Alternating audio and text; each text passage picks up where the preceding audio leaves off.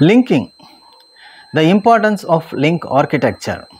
External links, outbound links, inbound links. இதை பற்றி இந்த வீடியோவில் பார்க்கலாங்க.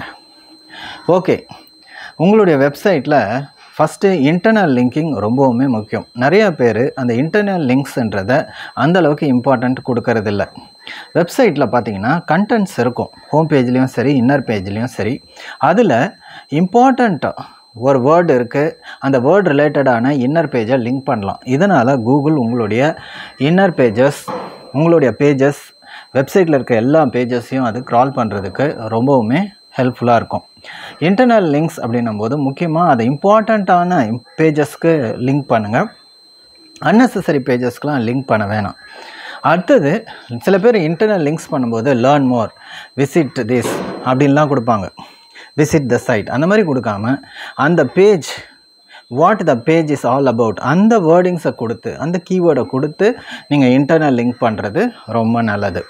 அதே மாதிரி எக்ஸ்டர்னல் லிங்க்ஸ் போடலாமா அப்படின்னா போடலாங்க. You can use no follow also.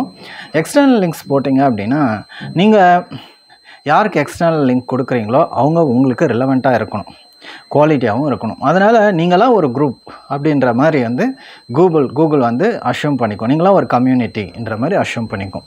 So few external links கொடுக்கலாம். அடுத்தது, நீங்கள் பேக்லிங்க்ஸ் எடுக்கிறீங்க, மற்ற சைட்ஸ்லேருந்து லிங்க் பண்ணி உங்கள் சைட்டுக்கு வரும்போது அந்த பேக்லிங்க்ஸில் ஆங்கர் டெக்ஸ்ட்டோட ஒரு பேக்லிங்க் உங்களுக்கு வர்றது நல்லது.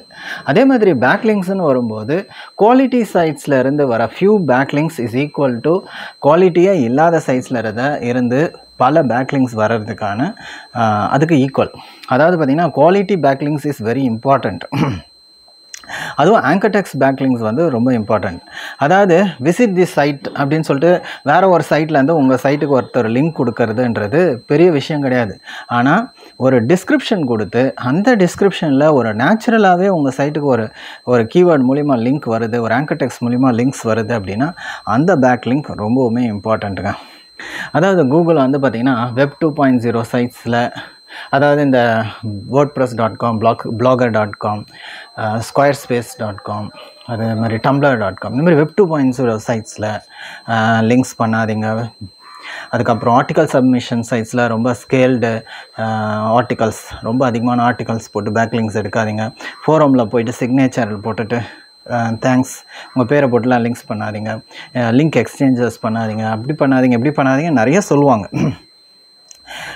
இவங்க என்ன மென்ஷன் பண்ணுறாங்கன்னா மேஜராக கூகுள் ரொம்ப ஸ்கேலில் ஹியூஜ் நம்பர் ஆஃப் பேக்லிங்க்ஸ் இது மாதிரி தான் எடுக்காதீங்க அப்படின்றது தான் அவங்க வந்து மென்ஷன் பண்ண வராங்க. மெயினாக மணி இன்வால்வ்டு பெய்ட் லிங்க்ஸ் எதுவாக இருந்தாலும் மணி அங்கே இன்வால்வ் ஆகுது just for buying a link அப்படின்னா அதையும் கூகுள் வந்து லைக் பண்ணல.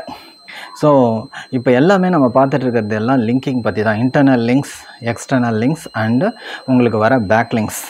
ஸோ இதெல்லாம் வந்து ரொம்ப இம்பார்ட்டன்ட். பிகாஸ் இது கூகுள் ஒரு பேஜை ஐடென்டிஃபை பண்ணுறதுக்கும் சரி, அந்த பேஜுக்கு ரேங்க் கொடுக்கறதுக்கும் இந்த லிங்க்கை வந்து யூஸ் ஆகுது.